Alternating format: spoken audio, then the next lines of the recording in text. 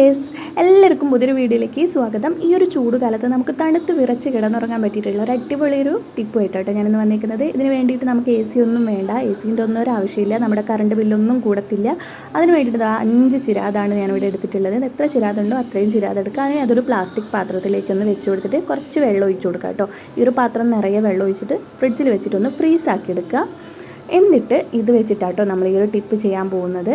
അപ്പോൾ ഞാനിതൊന്ന് ഇതിൻ്റെ മൂടി വെച്ചിട്ടൊന്ന് അടച്ചിട്ടൊന്ന് ഫ്രീസ് ചെയ്തെടുക്കുന്നുണ്ട് കേട്ടോ. അപ്പോൾ ഭയങ്കര ചൂട് തന്നെയാണ്, നാട്ടിൽ എല്ലായിടയും തന്നെ ഭയങ്കര ചൂട് തന്നെയാണ്. അപ്പോൾ ഈ ഒരു ചൂട് കാലത്ത് എല്ലാവരും വീട്ടിലൊന്നും എ സി ഉണ്ടാവണമെന്നില്ല. എ സി ഇല്ലാത്തവർക്കും അതേപോലെ തന്നെ 2-3 ഫാൻ ഇടുമ്പം ഒത്തിരി കറണ്ട് ബില്ലൊക്കെ ആവും. അതൊക്കെ കുറയ്ക്കാൻ വേണ്ടിയിട്ട് ഈ ഒരു ടിപ്പ് വളരെ സഹായിക്കും കേട്ടോ.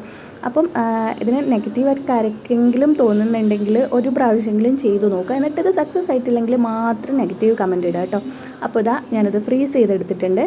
ഇനി ഇത് എങ്ങനെയാണ് ചെയ്യേണ്ടതെന്ന് പറഞ്ഞുതരാവേ.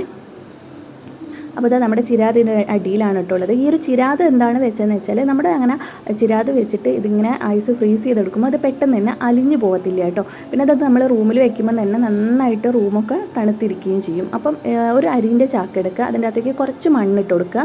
ഈ ഒരു മണ്ണിൻ്റെ മുകളിലായിട്ട് വേണം ഈ ഒരു പാത്രം വെച്ച് കൊടുക്കാൻ വേണ്ടിയിട്ട് കേട്ടോ. അപ്പം നമ്മൾ നോർമലായിട്ട് വെക്കുമ്പം പെട്ടെന്ന് തന്നെ ഐസ് ഒന്നായിട്ട് മെൽട്ടായി പോകും. അപ്പം ഇതിങ്ങനെ ചെയ്യുമ്പം നമ്മുടെ ഫാനിൻ്റെ നേരെ താഴെയായിട്ട് വെച്ച് കൊടുക്കുക കേട്ടോ. അതിനുശേഷം ഫാൻ നന്നായിട്ട് സ്പീഡിൽ തന്നെ ഫാൻ ഇടുക. പിന്നെ റൂമിൻ്റെ ഡോറും അതേപോലെ തന്നെ വിൻഡോ ഒക്കെ ക്ലോസ് ചെയ്യുക കേട്ടോ. അപ്പം ഒരു 20 മിനിറ്റ് കഴിയുമ്പോഴേക്ക് തന്നെ റൂം നന്നായിട്ട് തണുത്തിരിക്കും, നമുക്ക് സുഖമായിട്ട് കിടന്നുറങ്ങാം കേട്ടോ.